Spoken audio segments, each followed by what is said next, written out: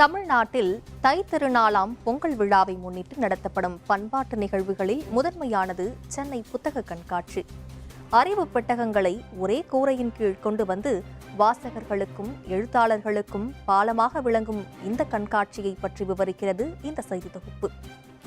சென்னை நந்தனம் YMCA திடலில் தென்னிந்திய புத்தக விற்பனையாளர் மற்றும் பதிப்பாளர் சங்கம் நடத்தும் 49வது சென்னை புத்தக காட்சியை முதலமைச்சர் மு.க.ஸ்டாலின் தொடங்கி வைத்தார். இதைத் தொடர்ந்து புத்தக அரங்கை பார்வையிட்ட முதலமைச்சர் புத்தக அரங்குக்கு வெளியே தற்காலிகமாக அமைக்கப்பட்ட திருவள்ளுவர் சிலையையும் திறந்து வைத்தார். ஜனவரி 8ஆம் நாள் முதல் 21ஆம் நாள் வரை நடைபெறும் இந்த 49வது புத்தக கண்காட்சி கடந்த பல ஆண்டுகளாக தொடர்ந்து நடைபெற்று வருகிறது. சிறிய அளவில் தொடங்கப்பட்ட இந்த கண்காட்சி இன்று ஆசியாவிலேயே மிகப்பெரிய புத்தக கண்காட்சிகளில் ஒன்றாக உருவெடுத்துள்ளது. இந்த கண்காட்சியில் பல்வேறு நாடுகளைச் சேர்ந்த பதிப்பகங்கள் கலந்து கொண்டு உலகளாவிய இலக்கியங்களை ஒரே கூரையின் கீழ் கொண்டு வருகின்றன. தமிழுக்காக 428 அரங்குகளும் 256 அரங்குகள் ஆங்கிலத்திற்காகவும் பொது அரங்குகள் 24 உட்பட மொத்தம் 1000 அரங்குகளில் புத்தகங்கள் 10 விழுக்காடு தள்ளுபடியுடன் விற்பனைக்காக வைக்கப்பட்டுள்ளதாக பபாசி தெரிவித்துள்ளது.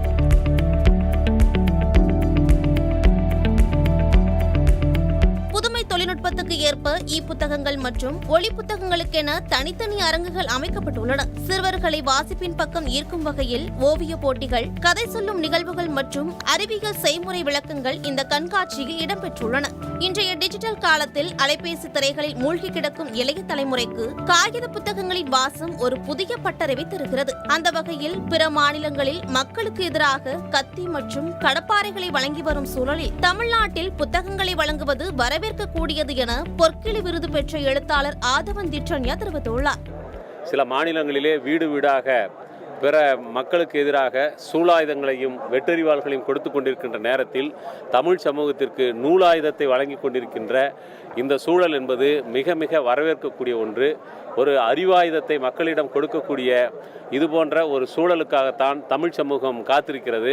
உண்மையில் நாம் இந்த சமூகத்தில் எந்த ஒரு ஆயுதத்தை பின்பற்றி அல்லது எந்த ஒரு பாதையை பின்பற்றி நம்முடைய சமூகத்தை வளர்த்தெடுக்க வேண்டும் என்பதற்கான ஒரு வழிகாட்டுதல் இந்த புத்தக கண்காட்சிகள் வழியாகவும் பல்வேறு பண்பாட்டு திருவிழாக்கள் வழியாகவும் கலை இலக்கிய நிகழ்வுகள் வழியாகவும் நாம் கண்டு கொண்டிருக்கின்றோம்.